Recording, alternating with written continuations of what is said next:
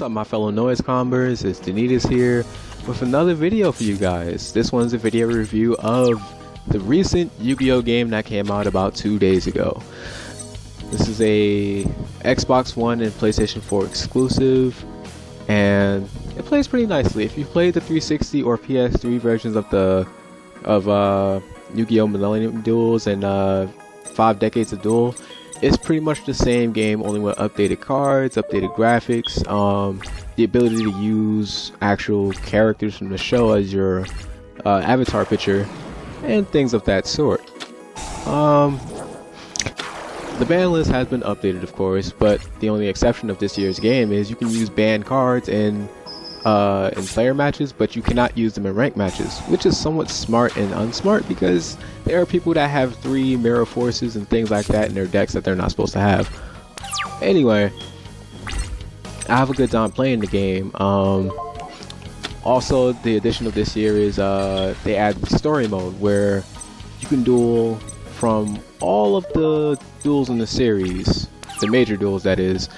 Play as, like, for example, you do the first duel between Yugi and Kaiba.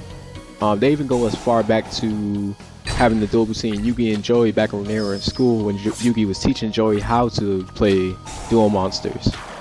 But that is, of course, the tutorial level. After you beat it, you can actually go back and play it as a normal duel to see if you can win without the game holding your hand. As you can see, field cards have a little special effect on the field. Later on in the video, you will see that signature monsters have attack animations. Like Dark Magician will have an attack animation, Blue Eyes White Dragon will have an attack animation. Any monster basically that had a highlight on the show or in the manga will have an attack animation. Pretty much, it's not really, like I said, it's not different from the other games. It's not really much for me to say about this game. It's a Yu-Gi-Oh game. The only complaint I have about this game, actually I have 2 complaints. The first complaint is within the story mode. The story mode, as you can see, I am using Yugi's official, well, Yami Yugi's official deck from when he dueled Mai in Duelist Kingdom.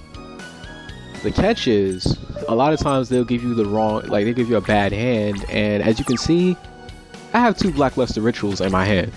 What would I really do with that? A lot of times they'll give you an unfair hand and you'll end up getting wrecked by the computer, which conveniently has the perfect set of cards. There's an option to use your custom deck in the story, but see, people like me, for a challenge I use the story deck because I don't want to just blow through the story. And I feel as I want to master every deck that's been used in the game.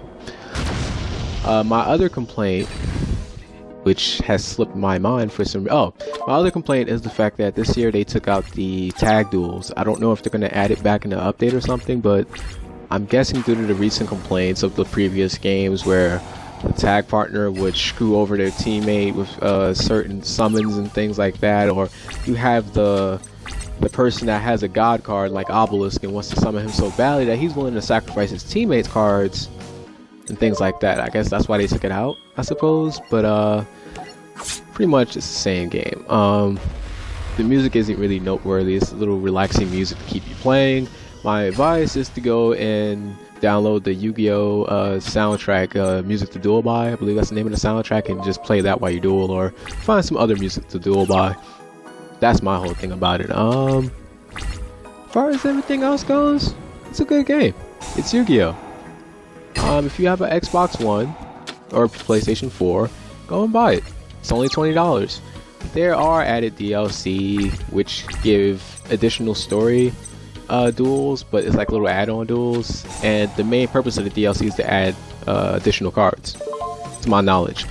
But you don't have to buy the cards this year in order to enjoy the game like you had to do for the previous games.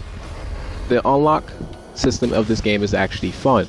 You can go through the story duels, you get points, you can go in the in-game store and buy cards with the points that they give you. You don't have to actually spend real-life money on the game to enjoy it this time around. This is a good and bad thing because you start off with a few basic decks that are not really fair against anybody that has spent money on a DLC or blown through the game and got a bunch of decks and things like that. So my advice is to hurry up and blow through the story, get your points up, and buy a bunch of booster packs. They also have a mode where you can unlock an entire structure deck by dueling against somebody online with the shown structure deck, or dueling against an advanced computer that will do everything in their power to defeat you, which it is highly difficult, and I recommend it if you seek the challenge. But for now, just enjoy the rest of the video, and remember guys, always calm that noise, and thanks for watching.